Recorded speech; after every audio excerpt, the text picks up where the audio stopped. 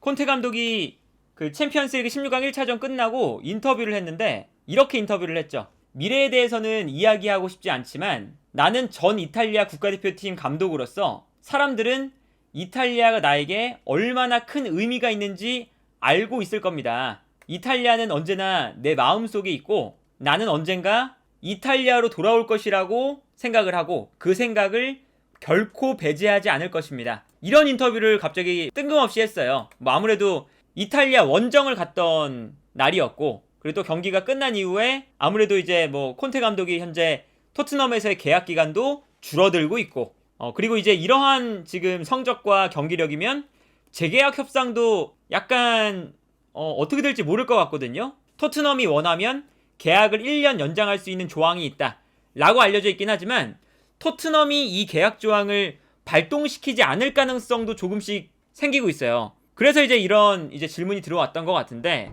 어쨌든 콘테 감독이 좋지 않은 흐름에서 하는 인터뷰의 뉘앙스가 느껴지죠.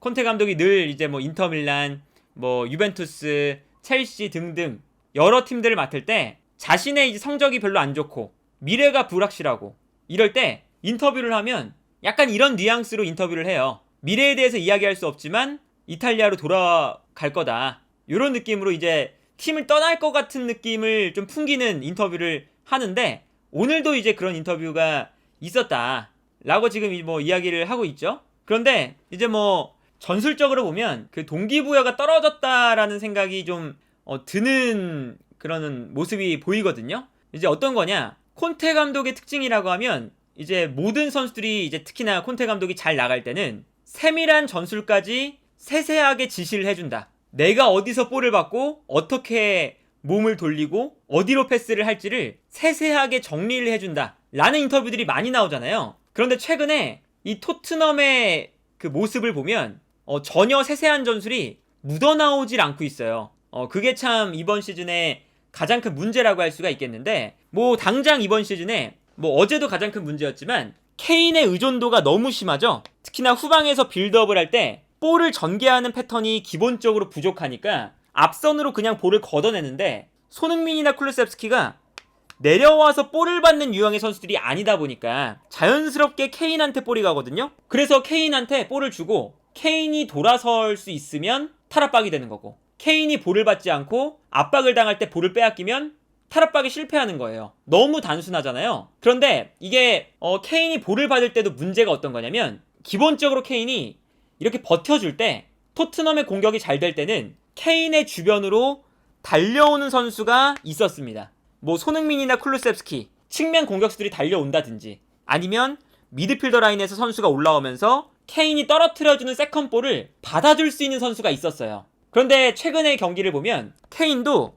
혼자서 멀리 떨어져 있고 멀리 떨어져 있는 케인에게 한 번의 패스를 보내줄 때가 많거든요. 그러면 이제 여기서 이제 케인의 플레이는 정말 말 그대로 주변에 있는 선수에게 패스를 보내줄 수 있는 게 아니라 수비수와 1대1로 계속 몸싸움만 해야 되는 상황이 펼쳐져요. 케인도 볼을 잡았을 때 뭐 드리블 돌파로 수비수를 벗겨낼 수 있는 뭐 돌파 능력이나 드리블 능력이 뛰어난 선수가 아니다 보니까 그냥 케인한테 보내줬을 때 케인이 볼을 받은 상태에서 계속 압박을 받는 상태가 지속이 되죠.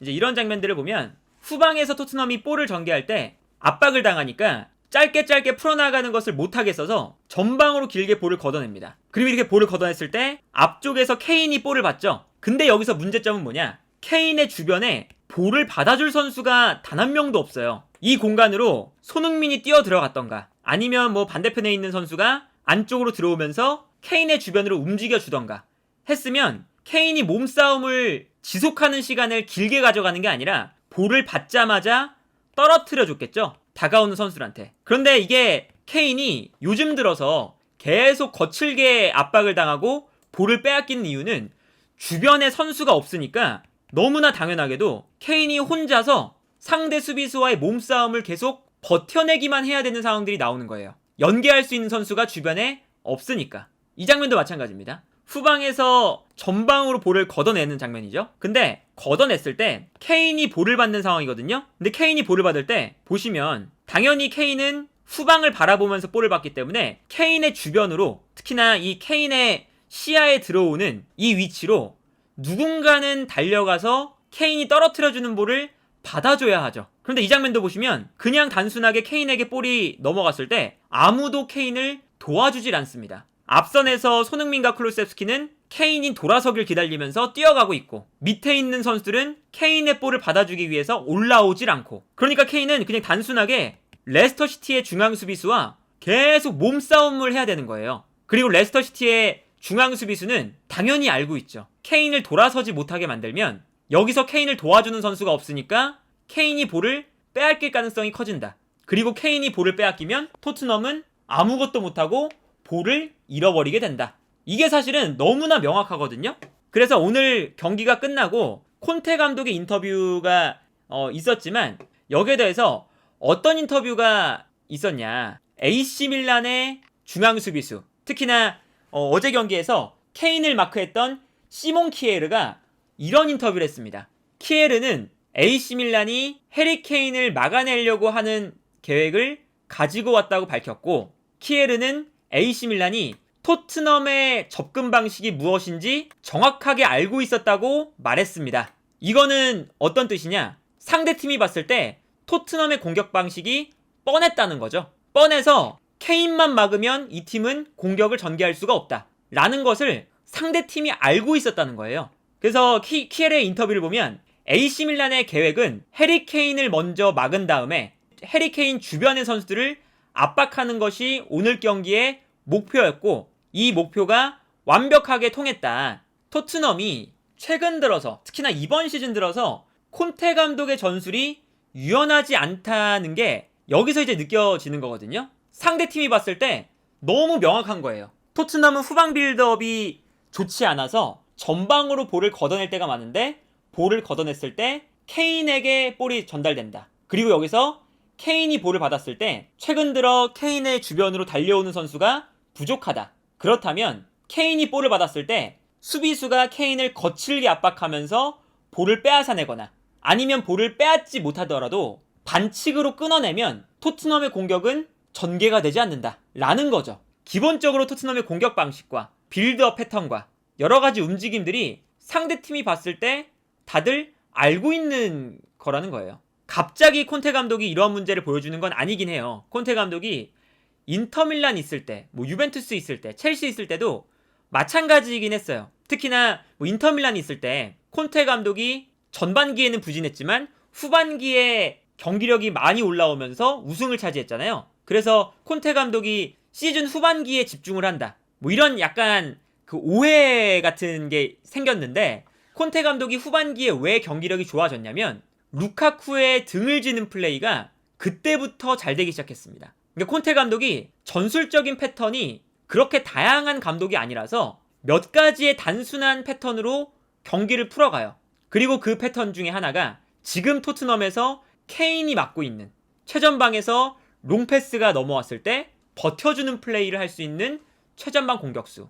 이 공격수가 콘테 감독의 전술에서 그 성적에 거의 한 8할을 차지하거든요. 그래서 이제 처음에 루카쿠가 왔을 때 루카쿠가 프리미어리그에서도 맨유, 첼시 있을 때 체구는 엄청나게 큰데 등지는 플레이는 못한다 라는 비판을 많이 들었잖아요. 그런데 콘테 감독이 루카쿠를 영입한 다음에 처음에는 이 선수가 등지는 플레이를 못하니까 인터밀란에 백업 수비수가 있었습니다. 라노키아라는 수비수가 있었는데 따로 훈련 세션을 만들어서 등을 지게 하는 훈련을 계속 시켰어요. 그래서 전반기에 루카쿠의 등지는 플레이가 안 나와서 인터밀란이 부진했고요. 후반기에는 루카쿠가 이 등지는 플레이가 어느 정도 익숙해지니까 인터밀란의 성적도 매우 좋아졌습니다. 근데 이 뜻은 반대로 바꿔 말하면 뭐냐? 콘테 감독의 이 전술적인 패턴이 너무나 단순하다 보니까 선수 개인의 컨디션과 퀄리티에 매우 크게 영향을 받는다 라는 거죠. 팀 전체가 한 명의 선수가 부진하다고 해서 팀의 결과가 안 나오고 그러면 안 되는 거잖아요.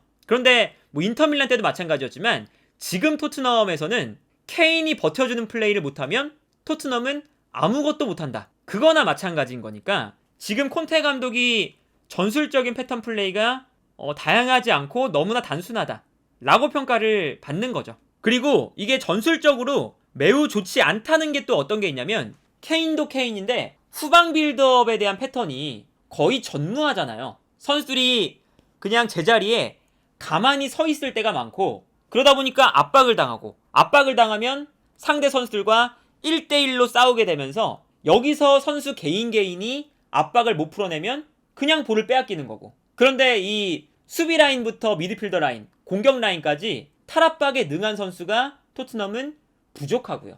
그런데 또 어떤 게 있냐면, 이 문제를 해결하기 위해서 콘테가 아무런 변화를 안 줬던 건 아니에요. 어떤 변화를 줬냐? 가장 후방에 있는 다이어를 활용해서 다이어가 빌드업할 때 약간 올라옵니다. 이거는 이번 시즌 전반기 때부터 콘테 감독이 자주 사용했던 전형이거든요. 약간 올라와서 수비형 미드필더처럼 플레이하면서 미드필더 싸움을 도와주고, 이때 토트넘이 다이어를 통해서 볼을 전개한다. 이러한 움직임을 분명히 토트넘이 종종 가져갈 때가 있어요. 이런 장면 보시면 압박을 당하고 있는데 여기서 다이어가 약간 올라와 주죠. 그러다 보니까 패스 루트가 생기고, 패스 루트가 생기니까 압박을 당할 때 다이어를 거쳐서 다이어가 전방으로 패스를 보내주는 모습을 볼 수가 있었습니다. 이 다음 장면 보면 다이어가 안정적으로 패스를 받아서 전방으로 볼을 전개하는 모습을 볼 수가 있거든요. 그래서 이 장면도 보시면 다이어 옆에 호이비에르가 위치하고 있어요. 그러니까 결과적으로 다이어가 미드필더 라인을 도와주면서 수비 라인 앞에서 볼을 받아준다 라는 이야기가 되거든요. 그래서 콘테 감독이 당연히 정말 높은 연봉을 받고 있는 감독이기 때문에 전혀 전술적인 고민을 안 하는 건 아닙니다. 안 하는 건 아닌데, 이렇게 다이어가 올라오는 것도 얼마나 어설프냐면, 다이어가 올라왔을 때 볼을 빼앗겨 버리면 수비 라인에 수비 숫자가 적어지잖아요. 그런데 다이어가 올라왔을 때 다이어의 빈자리를 볼을 빼앗겼을 때 어떻게 커버해야 되는지, 이 부분을 토트넘이 거의 준비를 못하는 모습을 보여줘요. 특히나 지난 경기에서 그랬죠. 이 장면 보시면 측면에서 벤 데이비스가 볼을 잡고 올라와서 볼을 전개하고 있어요. 근데 여기서 벤 데이비스가 볼을 전개할 때 다이어도 올라가 있죠. 다이어도 한 칸 올라가서 볼을 받으려고 준비를 하고 있어요. 그런데 이 다음 장면을 보면 다이어가 올라와 있으니까 기본적으로 이 후방에 레스터시티의 공격 숫자가 토트넘보다 많은 상황인데, 앞으로 패스를 보내줬을 때 케인이 볼을 빼앗기니까, 볼을 빼앗기자마자 레스터시티가 앞으로 볼을 전개하고, 여기서 순간적으로 3대2 레스터시티의 공격 숫자가 토트넘의 수비 숫자보다 많아지는 상황이 발생을 하죠.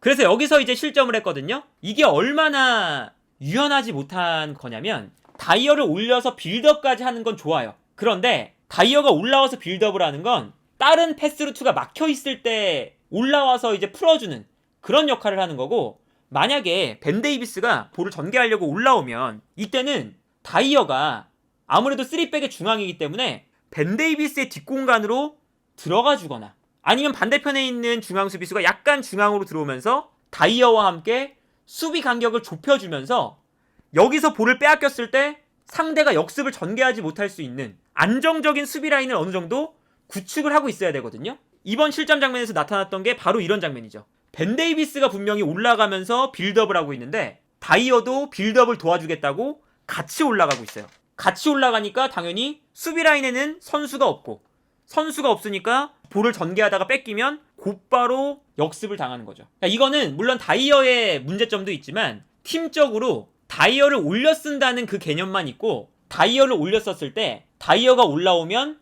다이어의 빈자리를 어떻게 채울 것이냐, 아니면 다이어가 올라가는 타이밍을 언제 잡을 것이냐, 이렇게 세밀한 그 부분 전술이 거의 없다는 거예요. 그러니까 이게 다이어가 수비적인 방법 때문에 비판을 많이 받지만 그것도 이제 분명히 문제인데, 이렇게 빌드업하는 과정에서 실점을 할 수밖에 없었던 이유가 기본적으로 토트넘이 세밀한 후방 빌드업 과정이 없었다는 것에 있는 거죠.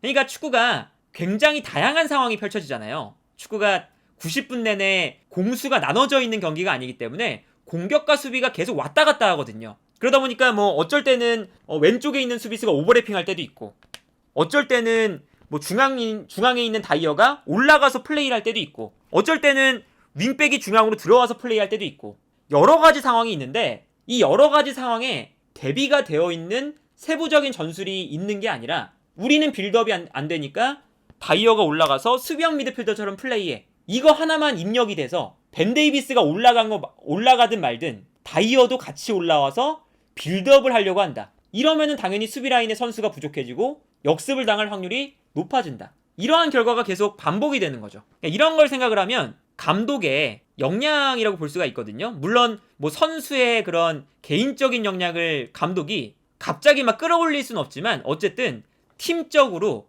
정해진 패턴 플레이는 감독의 역량이잖아요. 그런데 이 감독의 역량이 지금 콘테 감독이 받고 있는 연봉의 수준이 무색할 정도로 토트넘은 세밀한 패턴 플레이가 존재하지 않아 보이고, 이게 사실은 콘테 감독이 약간 어떻게 생각하면 동기부여가 없다는 생각이 들 정도로 약간 늘 똑같은 전술, 그리고 늘 똑같은 전술을 쓰면서 세밀함의 수준은 그렇게 높지가 않고, 그러다 보니까 지난 경기에서 토트넘을 상대하는 수비수인 키에르가 약간 토트넘에게 좀 자존심이 상할 만한, 우리는 토트넘이 어떻게 공격할지 다 알고 있었다 라는 인터뷰까지 나오는 거죠. 그래서 최근 들어서 이 토트넘의 아주 좋지 않은 이 흐름들은 콘테 감독의 책임이 매우 매우 커 보인다.